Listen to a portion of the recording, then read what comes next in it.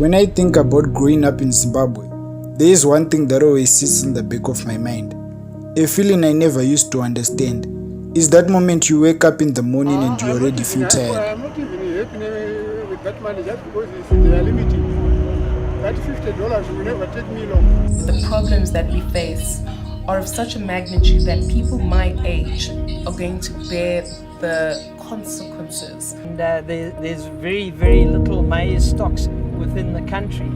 Prices going up, salaries staying the same, people hustling harder every year but moving nowhere, and everyone pretending it's normal. That's the part nobody talks about. And if you're someone who's lived here long enough, you know the truth is darker than what the news says. Because most of the real problems are the ones happening in silence. This is the dark truth about living in Zimbabwe.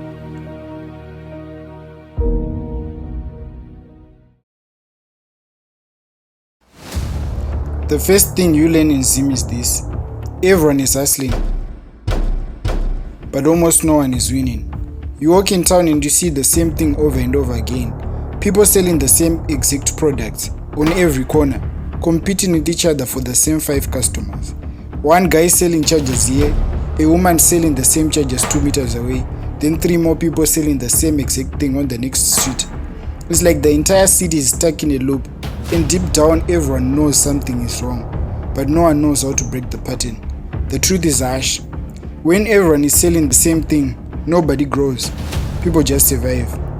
Barely. And this isn't by accident. It's what happens in an economy where opportunities are limited, and the system keeps pushing people into the same tiny corner.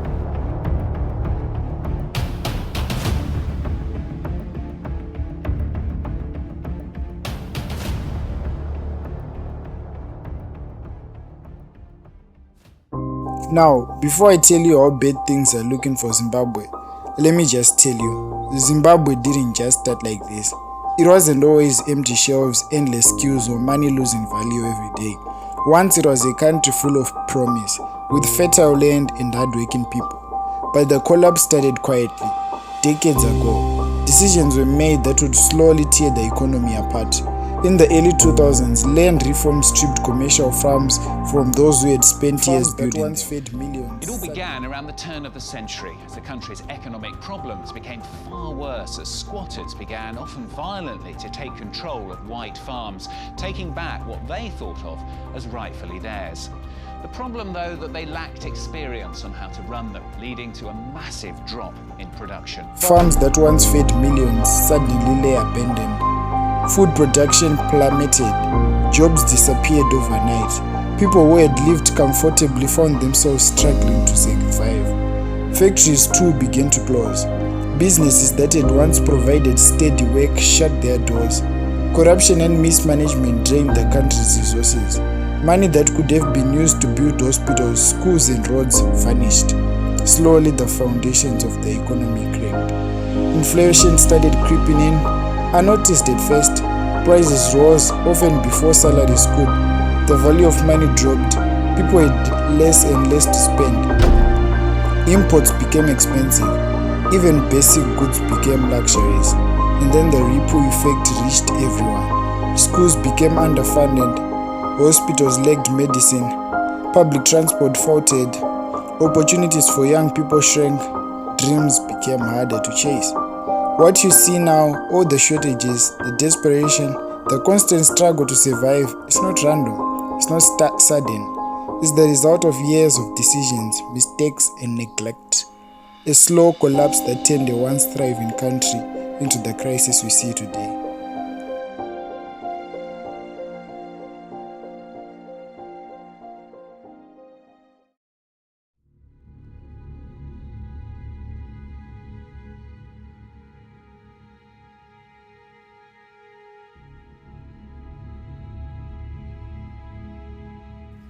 Another thing people outside Zimbabwe may never understand is the silent pressure that follows you everywhere. You finish school and everyone is waiting for you to make it. But how? With what job? With what opportunities? Most people end up doing jobs that pay just enough to sleep and wake up, never enough to grow, never enough to breathe. And what's even darker is this: nobody wants to admit how scared they are of failing. How scared they are of being stuck forever. How scared they are of waking up one day and realizing that nothing has changed. So we hide the fear. We laugh, we joke, we take pictures for Instagram, but inside, people are drowning.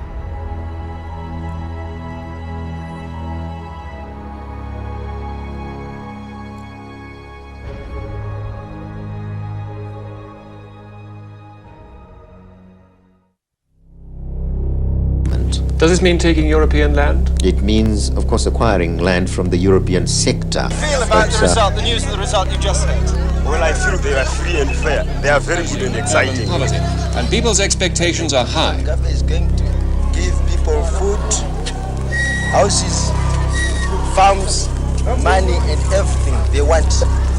And employment for my husband, betterment for my husband, schools, clinics, peace. I think that's the things that I want. What will you do if Mr. Mugabe doesn't give you these things? I don't expect it. And I don't want to think about it. I'm sure he won't disappoint us. I'm sure of it. It was regarding an issue I have with, more importantly, my dad. So my dad's always gotten into this habit of every so often asking to borrow money, which I'm not hurting for, so I don't mind. But it's gotten to the point where I dread taking his calls. Because it's not about checking up on me or checking up on the kids. I always feel like it's going to be, hey, by the way, can I borrow X amount of dollars? People don't talk about this part, but it's happening everywhere. Debt. I heard that you took out a loan recently. Is the interest high? Small loans, money borrowed from neighbors, from uncles, from loan sharks, from apps, from WhatsApp groups. People owe money everywhere, and most of the time it's just to survive one more week. This is the kind of debt you don't see on paper, the kind that eats someone from inside. But what if I told you there was a way out of this system? What if I told you there was a way you could achieve financial freedom? What if I told you there was a way for you to stop worrying about money again? It's not a fast way, it's not an easy way, it's the only way. Now this is where Forex comes in. Not the hype version, not the Instagram version, not the get rich quick version, but the real reason people turn to Forex. It gives you a chance outside the system, a chance that does not depend on the economy, a chance that does not require permission. You don't need connections, you don't need a degree, you don't need capital to start a business that requires rent, stock, employees, CSR or licenses. It's one of the few skills where you can earn in USD, you can work from home, your income doesn't shrink when the Zim economy struggles. You can grow without waiting for someone to give you a chance. And in a country like Zimbabwe, that makes it different. It's not perfect, it's not easy, but neither is anything else here. And that's the point. Here's the truth. Zimbabwe is not hopeless. People here are strong, creative, smart, resilient in ways the world will never understand. But strength alone is not enough. You need a path, a real path, something that takes you out of the cycle of selling the same things as everyone else, something that frees you from the silent pressure, something that gives you control. For some people, that path becomes Forex. For others, business. For others, content creation. But the idea is the same. You need something that breaks the system before the system breaks you. And once you understand that, life changes. So when I talk about Forex trading, I'm not trying to hype it. I'm talking to the young person who wakes up every day wondering why they feel stuck, to the father who feels like he's failing his kids, to the mother who's scared their savings won't last the month, to the student who feels like school isn't giving them a future. Because I've been there, I know that feeling, that heaviness, that question that keeps repeating in your head. Is this really all life is supposed to be? And the answer is no, it's not. There is more, but you have to build it, brick by brick, step by step. And for some people, the first step is learning a skill that isn't controlled by the world around them. That's the dark truth about living in Zimbabwe, and the small light at the end of it.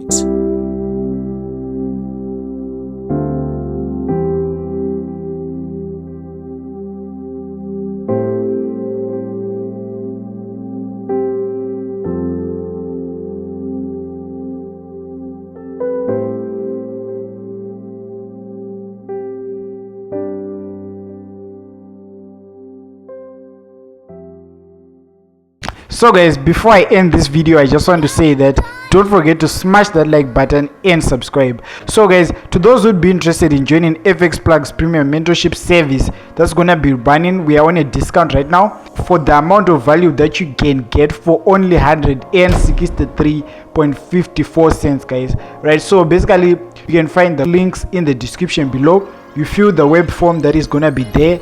Then after that you submit the form, then our team will review your form and we will get back to you. We're gonna be screening to which people are actually deserve to enter into this program, right? So we are going to be only picking 16 clients, guys. Unfortunately, we're not going to let a lot of people in.